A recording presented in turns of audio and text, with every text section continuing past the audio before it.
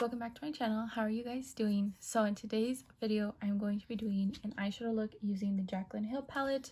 It is the first palette. I've had this palette sitting in my collection for like ever now, and this is a look that I came up with. I actually do like it. I actually think it's really pretty. I like the way it came out. It's kind of like a burnt brown orange type of color. I think it's a little bit different from all the looks that I've seen, but I don't know, I kind of feel like it's still a little bit simple and it kind of looks the same as other ones, but that's okay. I had yet to play with this palette, so I decided to do something really simple because I've seen everybody use like the pink and the purple and the blue, and I didn't want to recreate the same look that somebody already did 2 or 3 years ago. I wanted to do something a little bit different.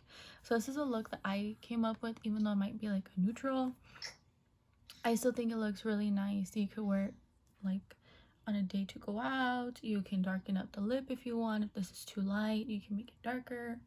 You know, it works.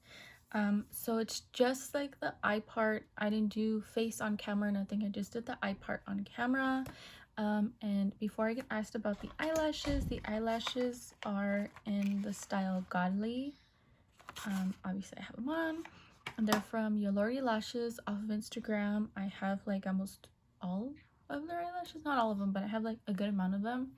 They're one of my favorite eyelash brands off of Instagram, besides Alexi Baby Fashion. These are good ones too, but I'll leave all her information or all the companies of eyelash information down below in the description box in case you guys are interested and want to check them out. I hope you guys enjoyed my little eye tutorial. Please don't forget to like this video if you enjoyed it. Don't forget to comment any video requests you might have down below. If you guys want to see more eyeshadow looks with this palette, let me know in the comments down below.